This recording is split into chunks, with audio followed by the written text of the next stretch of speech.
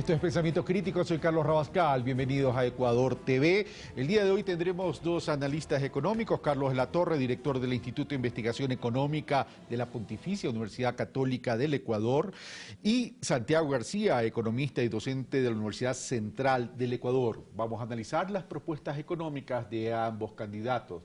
Por cierto, también invité a José Hidalgo de Cordes y a Francisco Suet. Lamentablemente ellos se excusaron por sus problemas de agenda.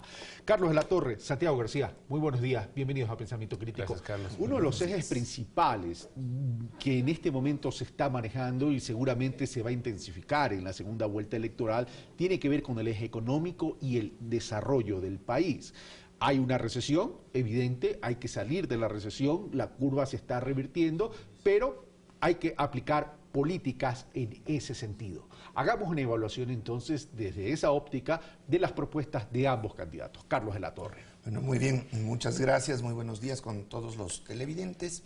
Hay que entender que más allá de las propuestas, hay ciertos elementos de coyuntura de corto plazo que tienen que ser atendidos adecuadamente, si no el Ecuador volvería a caer en esa fase recesiva de la que ya está saliendo. Eso implica que la participación del Estado en la economía va a tener que seguir siendo muy fuerte desde la perspectiva de su inversión y de su gasto, ya que es evidente que el dinamismo de la economía ecuatoriana parte desde esa presencia del Estado, ya que el sector privado por sí solo no puede empujar a la economía. Así que los candidatos tendrían que al menos establecer algún lineamiento desde esta perspectiva de muy corto plazo, más allá de sus propuestas que van al mediano y largo plazo. Ok, Carlos Latorre nos acaba de dar dos elementos. Dice, el Estado no puede estar ausente, debe participar y desde esa óptica la inversión y el gasto son fundamentales. Pero aquí tenemos dos temas. Uno, el tema de la inversión pasa por las posibilidades de tener recursos. Eso significa endeudamiento. Eso significa también incluso recaudación tributaria si nos referimos al gasto. ¿Qué proponen ambos candidatos de la óptica que plantea Carlos de la Torre? Me parece que uno de los temas centrales en el caso de Ecuador es que la recuperación económica que es tan necesaria está muy ligado al tema de generación de empleo. Y eso es una de las características que se ha demostrado en la economía ecuatoriana durante ya varios años, ¿no? Hay crecimiento económico y hay posibilidad de generación de empleo como principal mecanismo de lucha contra la pobreza. Me parece que en ese contexto hay dos perspectivas distintas, ¿no? Me parece que el Ecuador necesita más bien una estrategia mixta, en donde no solo sea el Estado el que sustente la reactivación económica, pero estoy de acuerdo con Carlos, tampoco puede pensarse sin Estado la reactivación económica.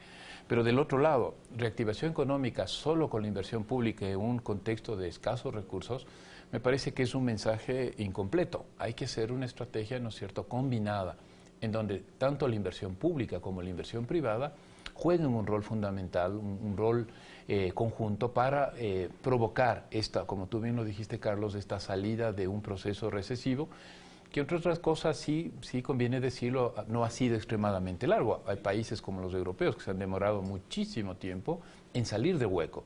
El caso ecuatoriano parecería, ¿no es cierto?, todos los indicadores muestran que esta salida desde la fase recesiva no va a tomar mucho tiempo. Eso es bueno para el país, es bueno para la gente, pero como digo, mi posición ahí es, se necesita una estrategia mixta, ni solo inversión pública, es una locura decir que no va a haber inversión pública, me parece una irresponsabilidad, A ver, pero también se necesita inversión privada. O sea, estoy de acuerdo con ustedes dos que se requiere una articulación pública-privada en ese sentido y ambos candidatos creo que tratan algo en el sentido de la inversión. El tema no es que lo traten, el tema es explicar el cómo lo piensan lograr. Pero, por ejemplo, hablemos del gasto.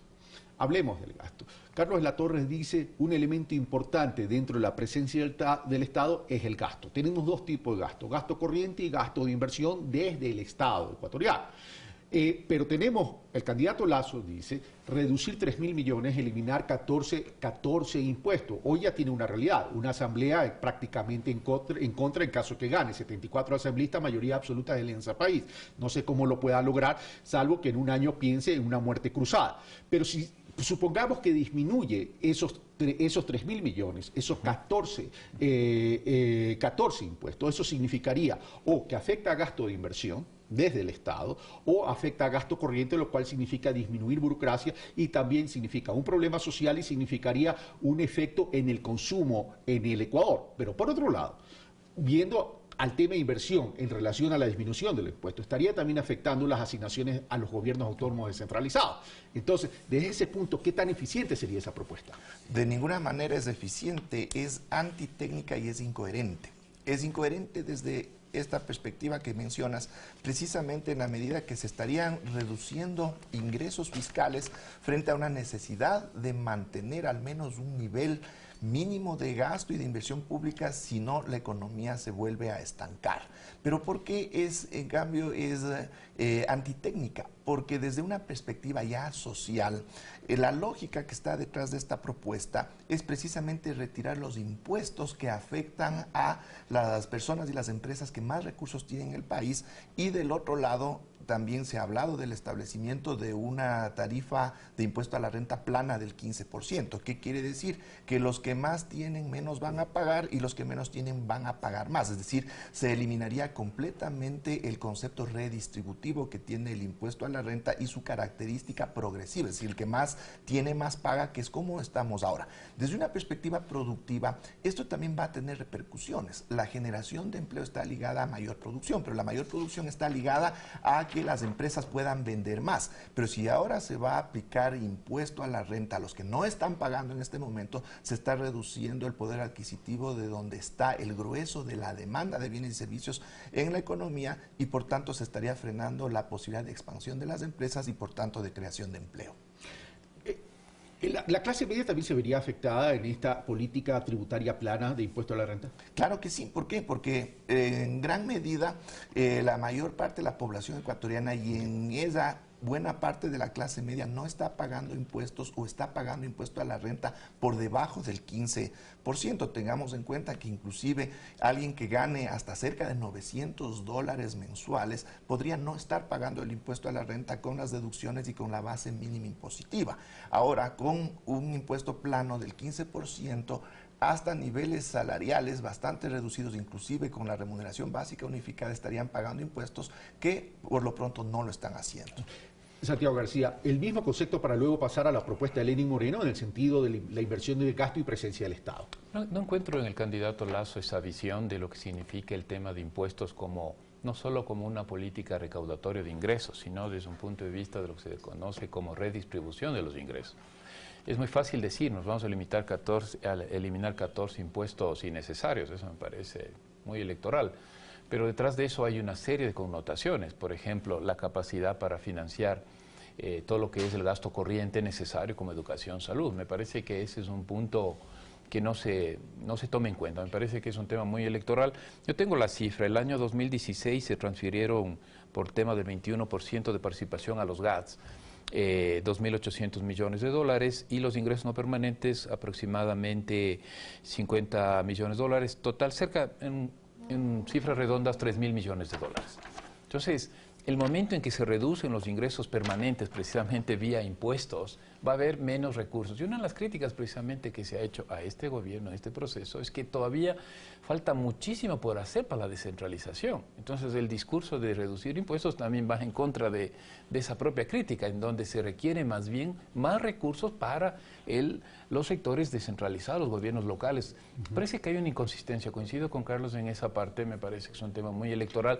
Comprendo, tú hiciste una pregunta muy importante, si en realidad de eso a la gente que nos escucha, pues de pronto le suena bien, me van a cobrar menos impuestos. Yo creo que la carga tributaria en general país todavía no es la que en estricto orden tienen los países europeos, por ejemplo. Todavía la gente, nosotros no pagamos los impuestos que deberíamos pagar, ¿no? Y sobre todo creo que es importantísimo que los que más tengan tienen que pagar más. Ese es un principio de equidad social en un Estado democrático. Ok, vamos ahora a lo que plantea entonces Lenín Moreno en relación a este mismo rubro para después seguir pasando a otros rubros, a otros ítems. A ver, Lenín Moreno dice y plantea el tema de la reactivación económica a partir de la inversión en temas de vivienda, a partir incluso de incrementar el bono y la creación de un consejo consultivo tributario para establecer y analizar la carga tributaria en función de establecer posibilidades y oportunidades para el sector productivo. incluso menciona analizar la permanencia del anticipo del impuesto a la renta. Muy bien. En términos de impuestos, aquí hay una propuesta que más bien apunta a mejorar la recaudación de impuestos, es decir, a optimizar la estructura impositiva en el Ecuador, no a disminuir. Eso tiene mucho sentido en la medida de que no es necesario más impuestos, sino recaudar mejor o quizás optimizar cómo operan los diferentes impuestos. Eso tiene una lógica en términos de evitar una caída en los ingresos corrientes del Estado. Ahora, ¿qué es lo que está detrás de estos recursos? Está un tema también social vinculado a un tema productivo. ¿Qué es lo que sucede con la vivienda? La construcción es uno de los sectores que más jala, podríamos decirlo de alguna manera, a la economía en términos del efecto multiplicador que tiene hacia adentro y de la generación de empleo. Es decir, inversión en vivienda no solo favorece desde la perspectiva social el hecho de que va a haber mayor disponibilidad de vivienda para los ecuatorianos, sino que la generación de esa vivienda es un desarrollo productivo muy importante que va a traducirse en vínculos con otros sectores de la economía y con un empleo que va a ocuparse en este desarrollo productivo. Es decir, tiene un doble objetivo positivo, el objetivo social y tiene un objetivo económico que es precisamente jalar a otros sectores de la economía. Entonces, desde esa perspectiva hay más bien una racionalidad completa en términos de que en gran medida esa vivienda puede financiarse con recursos o con participación del Estado. Santiago García. Me parece que aquí falta un diálogo, ¿no es cierto?, en términos de intereses del país. Yo saludo y me parece bien que haya la posibilidad de crear un debate, una comisión, como quiera llamarse, para un consejo consultivo para revisar. Yo creo que también hay impuestos ineficientes, Carlos. O sea, decir lo que he dicho anteriormente quizás suene contradictorio, pero está claro, tiene que haber impuestos directos, impuestos a la renta y deben pagar los que más ganan. Eso me parece el primer punto. Es decir, mantener la progresividad. Eso me parece que es un principio democrático de una sociedad democrática. Posiblemente muchos economistas del área ortodoxa no coincidan con nosotros y digan, bueno, es que eso quita incentivos para la inversión, bla, bla. Me parece que ese es un primer punto. El segundo punto me parece que lo que decía Carlos, yo estoy en desacuerdo, por ejemplo, con los impuestos creados a través de la ley de la plusvalía, porque ha tenido un efecto, no ha sido el momento oportuno, me parece. Y eso ha golpeado al tema de la construcción. Si no, preguntemos a los sectores vinculados este momento con las actividades de construcción, eso hay que decirlo. Entonces me parece que es oportunísimo, me parece muy interesante que se pueda hacer una revisión de ciertos elementos impositivos que no traen mayor beneficio. Me parece, yo estoy de acuerdo en que hay una revisión, por ejemplo, no la eliminación, son cosas distintas, una revisión del anticipo. Hay momentos en que las empresas en fases recesivas no pagan más allá de lo que debían haber pagado por el tema de los anticipos. ¿Eso es razonable un Estado? Por supuesto que es razonable. Hay que revisar y llegar a un acuerdo en donde las empresas definitivamente paguen lo que deben pagar. Entonces me parece oportuno. Por parte del candidato Lasso, lo que he escuchado, un cierto contrasentido también porque está hablando de ciertos incentivos, tengo registrado de su plan de gobierno, ciertos incentivos tributarios precisamente para fortalecer la inversión. Entonces, eliminamos impuestos, pero al mismo tiempo vamos a dar incentivos tributarios, no acabo de comprender. Me parece que hay que aclarar un poquito más a la opinión pública. Yo no quiero hacer propaganda, no estoy aquí en ese sentido, ni a favor ni en contra de nadie. Pero me parece que en ese punto la sociedad debemos tener mayor información. Para eso tienen sus economistas ortodoxos que nos digan, bueno, ¿y cómo es esto? O sea, me quito por un lado, pero doy incentivos tributarios. Me parece que ahí hay un hueco muy grande. Entiendo el discurso perfectamente, está clarísimo el discurso de que los impuestos, ¿no es cierto?, se ven como un gran pesar, un gran malestar que quita. Es el discurso de Donald Trump, es el discurso de la derecha europea. Pero en el caso del Ecuador me parece que hay que hablar con mayor propiedad y decir las cosas tales como son. Ok, volvamos al tema de la vivienda y del bono que propone Lenín Moreno para luego pasar a otros temas de ambos candidatos. Pero el tema es cómo financiar esas viviendas y cómo financiar el incremento del bono, porque estamos hablando de 350.000 viviendas, si no me equivoco, en la propuesta de Lenín Moreno, e incrementar el bono de una manera también tremendamente importante. Entonces, así como viene la propuesta en términos de la necesidad de dinamizar la economía a través de la vivienda, pero esas viviendas hay que financiarlas. ¿De dónde entonces, cuál sería la fuente de financiamiento para aquellos dos rubros de parte de la propuesta de Lenín Moreno? Bueno, no se ha hecho pública esa forma de financiamiento, es decir, como decía antes, habría alguna participación del Estado, pero es evidente que tiene que haber otros recursos. Inclusive los beneficiarios de la vivienda no es que van a recibirlas gratis, es decir, van a tener que pagar por esas viviendas evidentemente en unos términos adecuados en función de sus propias posibilidades. Pero ¿eso qué es lo que implica?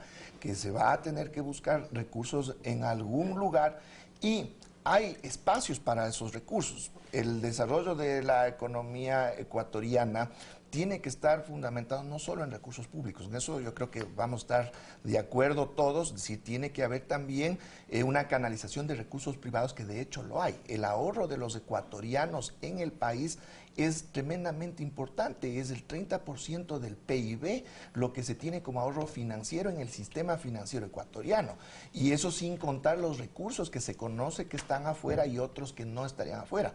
Según el Fondo Monetario Internacional, un 10% más del PIB estaría afuera, y eso considerando que estaría subvalorada esa cifra. Entonces, ¿qué es lo que implica? Se van a tener que desarrollar mecanismos de financiamiento, se va a tener que impulsar la participación de la banca pública, que en cierto modo es una tarea que está pendiente. Si tenemos a la Corporación Financiera Nacional, al Banco Nacional de Fomento, ahora Ban Ecuador, etcétera, otras entidades que han tenido, al mismo BIES, que han tenido quizás una actitud pasiva en cuanto a captación de recursos, no solo localmente, porque tienen posibilidades de captar en el exterior. Es decir, la banca pública es un espacio tremendamente importante respecto del cual no se ha escuchado propuestas y desde el cual se puede precisamente conseguir estos recursos para financiar estos proyectos. Ok, pasemos a otro tema. Empleo y producción. ¿Qué propone el candidato Lasso? ¿Qué propone el candidato Lenín Moreno? Comencemos con Guillermo Lasso. Sí, Carlos, solo el punto anterior me parece que coincido en gran parte con lo que dice Carlos. Uno de los puntos centrales para la vivienda de interés popular, que es una necesidad básica de la sociedad ecuatoriana, eso creo que es factible, puede ser cualquier número, puede ser el número que uno quiera proponer, 200.000, 300.000, lo que fuese. Me parece que un punto central es reforma al sistema financiero, público y privado. Los spreads de la banca son muy altos. Yo soy muy crítico a la banca pública en el sentido de que no ha hecho lo que debía haber hecho, ¿sí? Con innovación, con nuevos productos, con mojarse el poncho por la gente que necesita a través de la banca pública. La banca pública aporta el 6% del PIB, más o menos lo que mueve. 1% de esa banca pública, de ese monto, solo 1% del PIB aproximadamente va a las pymes. Entonces, ni la banca pública ha creído en términos generales en el sector pequeño del micro y pequeño productor. Eso es la realidad, nos guste o no, eso ha sido la realidad de estos años. Eso de un lado. Con respecto al tema del empleo, me parece, Carlos... Empleo y producción. Empleo y producción. Yo lo dije al inicio. No puede haber empleo sin crecimiento económico. A muchos economistas, sobre todo cuando debatimos en la academia la necesidad de que el desarrollo sea más allá que el Producto Interno Bruto, que busquemos el bienestar de la gente, no solo pasa por el tema económico, pero definitivamente en el caso ecuatoriano, si no hay recuperación al menos de un 4, un 5% de crecimiento de la producción nacional, las posibilidades de generación de empleo en la economía formal son muy limitadas. ¿Cuál es el tema, Carlos? Nosotros tenemos en este momento 450.000 en números gruesos desempleados, pero el problema central del Ecuador es la masa de gente que se encuentra subempleado o en un empleo inadecuado. Entonces se necesita una estrategia nacional muy fuerte para, de un lado, atacar el desempleo formal, que 5% no parecería una cifra excesiva en el contexto latinoamericano, pero el problema, insisto, de Ecuador es el subempleo. La propuesta de crear 1 millón de empleos suena bien. El problema está que esa creación de 1 millón de empleos sin recuperación económica, sin un fuerte y sostenido crecimiento de los diferentes sectores, no lo veo viable. Y por el otro lado, ¿no es cierto?, si no se hace una serie de reformas que permita que ese crecimiento económico, por ejemplo, vaya vinculado al tema de la construcción, vaya vinculado al tema vinculado con actividades generadoras de mucho empleo como el comercio interno y externo, tampoco es viable. Entonces me parece que ahí el discurso en el caso de ecuatoriano se necesita trabajar mucho más, tiene que ser propuestas mucho más contundentes, vinculadas. Un crecimiento económico sin constante. Eso va a ser, y también tienes ahí unas restricciones tanto internas como externas. Eso en cuanto a lo de Guillermo Lasso. Vamos a Carlos de la Torre con Guillermo Lasso, pasamos a Lenín Moreno en esa misma propuesta. Ya, precisamente 1 millón de empleos, bueno, ¿cómo? ahí la primera preocupación es que hay mecanismos de corto plazo que pueden generar empleos, pero ¿en qué condiciones? ¿Qué pasa si volvemos a la tercerización? ¿Qué pasa si vamos a la contratación por horas? Evidentemente son mecanismos que pueden generar empleo, pero sin que detrás haya producción. Es decir, las posibilidades de demanda de empleo lo que hacen es repartirse entre más personas, nada más, sin generar producción. Pero ¿qué es lo que pasa ya desde el lado de la posibilidad de generación de producción? Yo creo que ahí también hay una tarea que quedó pendiente. Se habló mucho del cambio de la matriz productiva y algo se hizo, pero desde una perspectiva más de los grandes sectores estratégicos. Se hizo también, se trabajó mucho en el cambio de la matriz energética, ya eso es importante en términos de que tenemos ya elementos para generación de productividad sistémica, pero ¿qué es lo que pasa ahí sí con el sector privado, con la empresa grande, mediana, pequeña, en los diferentes sectores? ¿Qué incentivos reales ha tenido para poder despegar o desarrollarse ya sobre estas mejores bases productivas que tiene el Ecuador en estos últimos 10 años? Entonces ahí es donde ha fallado un poco por concentrarnos mucho en el tema de la refinería, de los astilleros, es decir, estos sectores estratégicos, estas mega industrias, y no nos hemos preocupado de aquellas industrias y de aquellos sectores que tienen posibilidades de desarrollo, pero no han tenido los incentivos adecuados. Es decir, se debería continuar con esta lógica de cambiar la matriz productiva, pero ya enfocando esfuerzos muy puntualmente en determinados sectores que tengan características de ganadores en términos de poder desarrollarse inclusive para poder exportar valor agregado. Es decir, de eso no se habla mayormente y ahí es donde están estas posibilidades reales de generación de empleo. Partamos de algo entonces, que para poder generar empleo necesitamos crecer en la economía. Si queremos crecer en 1 millón de empleos, tenemos que crecer más o menos entre el 5 y el 8% de forma constante durante los 4 años de gobierno. Ahora, vamos a la propuesta de Lenín Moreno. Lenín Moreno dice, hay que volver los ojos al campo, es decir, hizo un pacto con el sector agropecuario, ¿verdad? Y además dice, hay que tecnificarlo y por otro lado dice, hay que encontrar nichos de valores agregados dentro de la cadena productiva. Y introduce el tema de la vivienda como también generador de empleo y evidentemente el tema de la inversión pública que también la menciona. Sí, yo he revisado los 2 planes de gobierno porque creo que hay que ser objetivo, lo más objetivo en función de las propuestas. Me parece que la propuesta de Lenín Moreno evidentemente es más completa, ¿no? Hace mención y encadena a la generación de empleo no solo a un punto, sino entiende y propone, ¿no es cierto?, una dinámica de generación de empleo basada en la construcción, en el campo, en fin.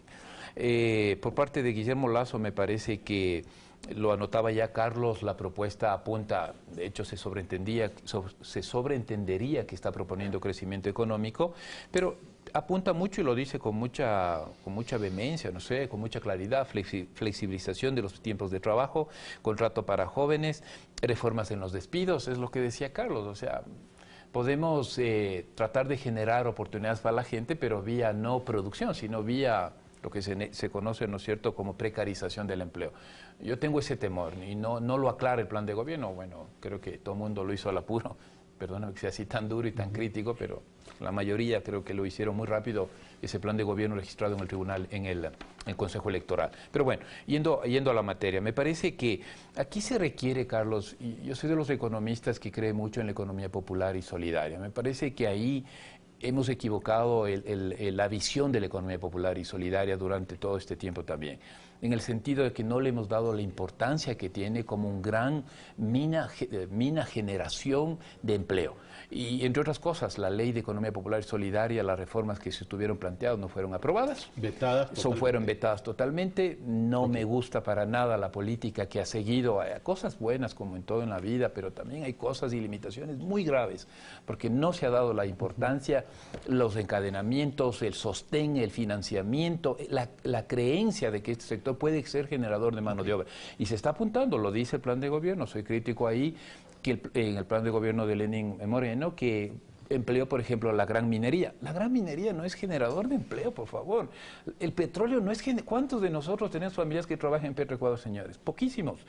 Entonces, creo que también hay unos huecos en las dos propuestas, en que no se dice cómo generar más y mejor empleo, no solamente en los astilleros, y yo coincido contigo, Carlos, en esa parte, ¿no? Transformación productiva, pero en donde generemos empleo. Eso me parece que es un criterio que algunos economistas, colegas nuestros, que nos decimos heterodoxos y de izquierda, se nos está pasando por alto. Y que las circunstancias actuales te exigen medidas en el corto plazo. Exactamente. Ahora, por efectos de tiempo, señores. Vamos, política comercial. Bueno, ahí desde la perspectiva del candidato Lasso también algunas preocupaciones. Esa idea de los tratados comerciales a mansalva viene también a oponerse a lo que viene marcándose ya a nivel internacional. Es decir, el paradigma del libre comercio ya se venía derrumbando y con lo que ha hecho Trump en estas últimas semanas, precisamente nos está indicando que la primera potencia económica mundial tiene problemas con el libre comercio y acá seguimos con ese discurso de que la apertura comercial es la solución a nuestros problemas. Ahí hay que tener en cuenta que tampoco implica irnos al otro extremo, es decir, no podemos pensar en una economía totalmente proteccionista, casi autárquica, que eso no existe en el mundo en la actualidad. Pero tenemos que entender que los acuerdos comerciales son de doble vía, es decir, si bien nos garantizan la entrada de nuestros productos a determinados mercados, nosotros por el otro lado tenemos que abrir nuestros mercados a una competencia que puede incidir eventualmente de forma negativa en la producción local.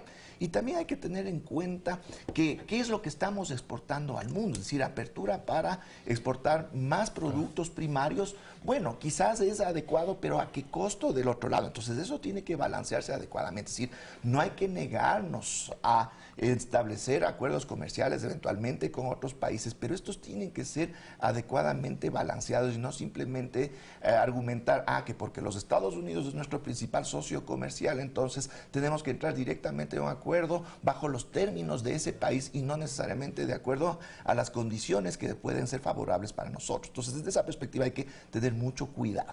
Santiago García. Textual, he encontrado en los planes de gobiernos. Se propone por parte del candidato Lasso tratados de libre comercio con China, India, Japón, Alianza del Pacífico, reducir los aranceles flat al 5%, incentivos de exportaciones, eliminación del impuesto a la salida de divisas, la ley de la generación de la confianza. Por el lado de Lenín Moreno, acuerdos de comercio para el desarrollo que no han sido, no tienen la estructura conceptual ni una buena propuesta, pero bueno, se insiste en eso. Muy de acuerdo en el Banco Público de Comercio Exterior. Este país necesita fortalecer el sector externo. En fin, Carlos, yo una evaluación que haría acá, no creo que es cantidad. Me parece que países como Ecuador y países latinoamericanos, en términos de integración, de vinculación con la economía internacional, es calidad. No estoy seguro que podamos firmar un acuerdo comercial con la China y comerte todo el sector productivo del país. Pero creo que sí debería, yo soy de los economistas que creo que debería evaluarse una posibilidad de incursionar con fuerza y de una manera estratégica en el área del Pacífico. No sé si sea la Alianza del Pacífico el mecanismo, pero hay que encontrar, Carlos, y en eso creo que coincidimos los economistas, la necesidad de mercados externos para países como el nuestro, donde precisamente podamos posicionar recursos de mayor valor agregado. ¿Tenemos cuántos? 17,000 becarios, todos estudiados en buenas universidades. ¿En dónde los ponemos? No podemos seguir vendiendo, ¿no es cierto?, mangos y bananas, que está bien, pero esa gente necesita ubicarse en sectores económicos de mayor contenido tecnológico, y eso es mercados. Me parece que ahí falta un diálogo nacional, no hemos podido encontrar una razón de ser del país y nos vamos por extremos. No estoy de acuerdo en un arancel flat, porque eso deja desprotegido, es una propuesta de candidato Lasso, es mi opinión, dejaría muy desprotegido a la empresa, ¿no es cierto?, industrial, a la pequeña empresa. Me parece que es un tema riesgoso. No es cuestión de bajar aranceles así porque sí, hay que entrar en una negociación, hay que ser estratégico. Una negociación, como insisto, con Japón, con la India, con China, suena bien, pero nos va a poner en una situación muy complicada. En fin, me parece que es un gran tema, Carlos, tema hay que seguirlo discutiendo, me parece que estamos llevando a los extremos de un lado y otro. Pero... Quiero cerrar este análisis con algo que no he escuchado dentro de la campaña y tiene que ver con el tema de la dolarización. Y me voy a referir a lo siguiente. Si bien una política comercial, el sector externo es tremendamente importante, no podemos abstraernos de una realidad, y la realidad es que somos un país dolarizado. ¿Qué significa eso? Y hablo para los dos candidatos. ¿Qué significa eso? Que tiene que ingresar más divisas de lo que salen para poder sostener la dolarización. Pero una política comercial abierta tiene sus riesgos. Entonces, a partir de esas políticas comerciales, ¿cómo proteger al país de la vulnerabilidad de las contingencias exógenas, como por ejemplo una disminución agresiva de nuevo en el precio del petróleo, o algún hecho de la naturaleza como lo sucedido en Manabí y en Esmeraldas? Es decir, a ver, vamos a tener capacidad de reacción para proteger la dolarización, porque ahí necesitaríamos exportar mucho más que importar, tener inversión extranjera, bastante en términos de cantidad agresiva y dinámica, y por otro lado, tener posibilidades de apalancamiento financiero en el exterior. Carlos de la Torre, Santiago García. Yo creo que es un tema tremendamente importante y no es bien entendido. Se piensa, yo creo, desde que entramos a la dolarización, que en materia monetaria se puso ya un piloto automático y la dolarización simplemente funciona, y quizás requeriría que entren más dólares de los que salen de la economía, pero no es tan sencillo, es bastante más complejo. Si bien la dolarización requiere nutrirse de dólares que en términos netos ingresen del exterior, su elemento fundamental es el proceso de intermediación financiera local, es lo que se llama creación secundaria de dinero, es decir, la cantidad de dólares que circulan en la economía ecuatoriana, prácticamente 70% son dólares contables que se generan en el sistema financiero. Entonces eso implica que existen muchos espacios en los que se puede intervenir desde política monetaria para poder sostener la dolarización. Algo se ha hecho en la medida que, al entenderse esta realidad, ya se promulgó el Código Orgánico Monetario y Financiero en 2014, que en términos normativos ya da las herramientas a la Junta de Política Monetaria y permite que el Banco Central pueda desarrollar diversas acciones que precisamente permiten sostener a la dolarización. Y en el 2015 fue una prueba de fuego en ese sentido, ya que si es que no existían todavía estas herramientas, hubiéramos tenido graves problemas que de alguna manera pudieron ser manejados desde una política monetaria y financiera. Pero de eso no se está diciendo cómo se va a continuar. Hay tareas pendientes, por ejemplo, qué pasa con las operaciones de mercado abierto establecidas en la ley, que el Banco Central todavía no está implementando, qué pasa con lo que se llama la ventanilla de redescuento. Es decir, existen todavía un montón de mecanismos que están en la ley y que pueden utilizarse precisamente para apuntar a la dolarización.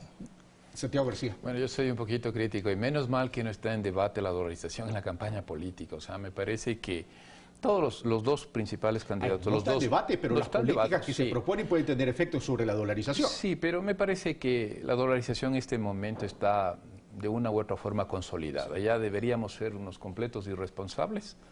Y creo que en eso seamos serios ahí, Carlos. O sea, no está en debate, no creo que ninguna de las dos propuestas de gobierno afectarían, porque eso más bien creería intranquilidad. Me parece que afortunadamente en el país estamos en esa onda. No es el momento, al país en algún momento habrá que pensar cómo, ¿no es cierto?, salimos a la dolarización, porque en algún momento habrá que hacerlo en el sentido de que, pero es un análisis, requeriría mucho tiempo para poder explicar, en el sentido de que la gente común y corriente dice, pero a mí me beneficia el país de una u otra forma avanzado y la dolarización es parte de ese proceso. ¿Cómo es que alguien propone la salida? Pero menos mal, dejemos para otro momento. Pero en general me parece que uno de los problemas estructurales de la economía ecuatoriana es su vulnerabilidad. Somos muy vulnerables a la caída del precio del petróleo, cacao, café, todos, productos de la pesca, todos.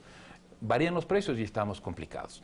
Me parece que uno de los puntos de ahí son los choques de los dos planteamientos de gobierno. Hay que entenderlo así. Son dos propuestas distintas, en el sentido de que se confía mucho en la apertura y por el otro lado me parece que es muy importante, antes de enfrentarnos al mercado externo, hay que fortalecer casa adentro, tenemos que ser fuertes, tenemos que encontrar la sostenibilidad interna para hacer frente a un mundo muy complejo como el que está proponiendo, por ejemplo, los propios Estados Unidos en un cambio geopolítico, geoestratégico, de nueva correlación de fuerzas a nivel global. Entonces, no puede ser uno tan ingenuo en salir sin el fortalecimiento, pero tampoco creo en lo otro, ¿no?, en que eso implique no ver el mundo como una posibilidad de una... Entonces me parece Santiago que la visión debe ser estratégica. 30 segundos cada uno y con esto ya termino. Estas propuestas están apuntalando ¿Al sector terciario de la economía o al sector industrial? Principalmente sector industrial. Del terciario no se dice mucho, teniendo en cuenta que es el que más pesa en el PIB. ¿Qué pasa con todos los servicios y donde sí hay potencial y los servicios por definición generan valor agregado? Gracias, Carlos Latorre. No, me parece que es importantísimo iniciar un debate más amplio. Yo creo que el pueblo ecuatoriano se merece que encontremos, ¿no es cierto?, todos los puntos a favor y en contra de las diferentes propuestas. Nosotros somos analistas, pero creo que está reclamando el pueblo ecuatoriano un debate directo entre los candidatos. Me parece que esa es la mejor forma, curarse en salud, para que el pueblo tome, finalmente es el pueblo que toma las decisiones. ¿Coincide con Carlos Latorre sobre el sector Sí, me terciario? parece, el sector terciario nos falta una estrategia. Ha faltado una estrategia años anterior, ha estado olvidado, pero en estas propuestas no encuentro tampoco eso, ¿no? Y creo que es uno de los sectores fundamentales. Gracias, Santiago García, gracias, Carlos Latorre. Como siempre, amigos televidentes, insumos. Las conclusiones siempre serán de ustedes. Aquí nadie tiene la verdad absoluta. Ni los entrevistados, que son especialistas, ni peor yo, que soy simplemente un facilitador. Ustedes analicen, investiguen, profundicen y concluyan. Es la responsabilidad en democracia de toda la ciudadanía. Un fuerte abrazo. Esto fue Pensamiento Crítico. Soy Carlos Rabascal.